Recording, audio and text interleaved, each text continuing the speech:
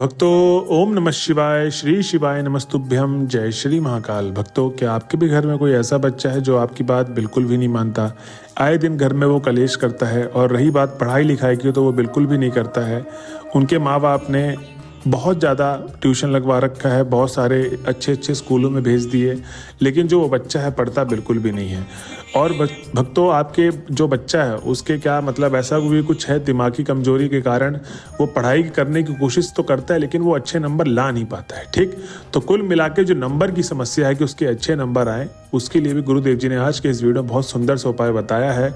साथ में आपको गुरुदेव जी ने आज के इस वीडियो में ये भी उपाय बताया कि जो भी बच्चे किसी कंपटीशन एग्जाम की तैयारी कर रहे हैं या कोई नौकरी चाकरी की तैयारी कर रहे हैं तो चिंता मत करिए। आज के इस बताए गए उपाय में अगर आप इस उपाय को कर लेते हैं तो आपके बच्चे की जो भी मनोकामना है भगवान भोले बाबा निश्चित रूप से पूरी करने ही वाले हैं। तो चलिए चलते हैं उपाय की तरफ। उससे पहले जो भी भक्त आज हमारे चैनल में पहली बार आए हैं और मेरी आवाज़ पहली बार सुन रहे हैं तो चैनल को सब्सक्राइब और बेल नोटिफिकेशन को ऑन कर लें, जिससे गुरुदेव जी की आने वाली अपकमिंग वीडियोस आपको मिलती रहे। तो भक्तों, सबसे पहले उपाय में गुरुदेव जी ने बताया कि आपको करना क्या है। आपको चाहिए 21 चने की दाल। कितनी चने की दाल? 21 चने की दाल। और साथ में चाहिए आपको 3 बेलपत्र। अब जब आप 3 बेलपत्र लेंगे वो कहीं से कटे पिटे खंडित ना हो, इस चीज का आपको विशेष ध्यान देना है।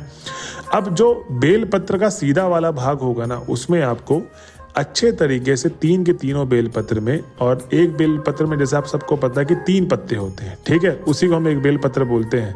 ठीक, ये नहीं कि एक पत्ते को एक बेलपत्र, एक बेलपत्र में 3 पत्ते होते हैं। तो उस तीनों पत्तों में आपको लाल चंदन से अच्छी तरीके से लेपन कर लेना है।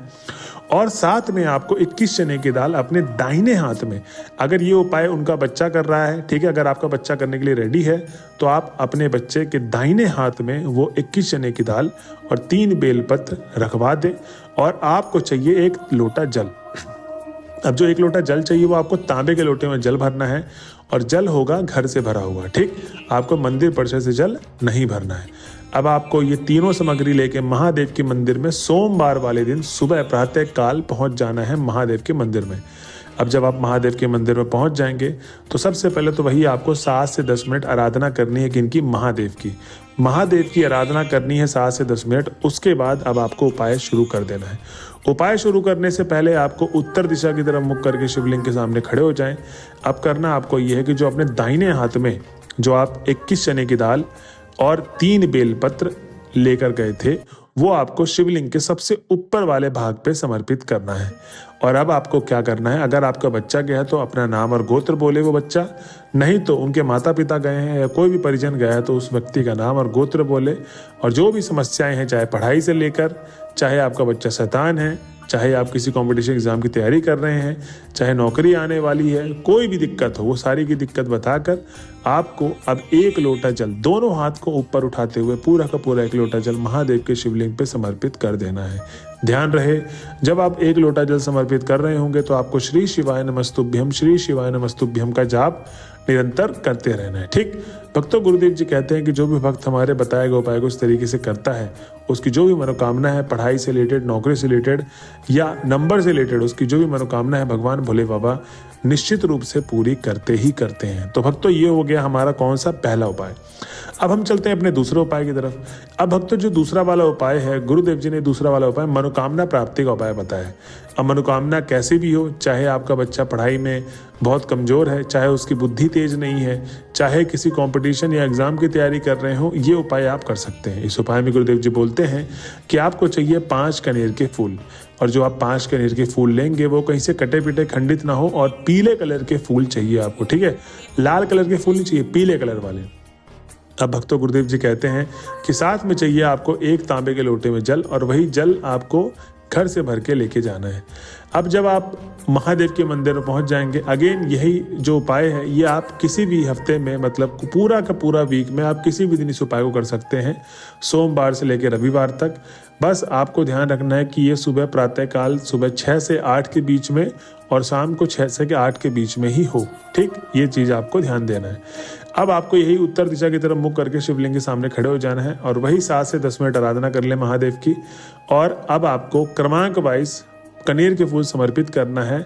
करना ऐसे है, सबसे पहले तो आप जो 1 लोटा जल लेकर गए थे वही दोनों हाथ ऊपर करके एक समान धारा बनाते हुए पूरा का पूरा 1 लोटा जल समर्पित करें। किसको जाप करते हुए? श्री शिवाय नमस्तुभ्यम बोलते बोलते।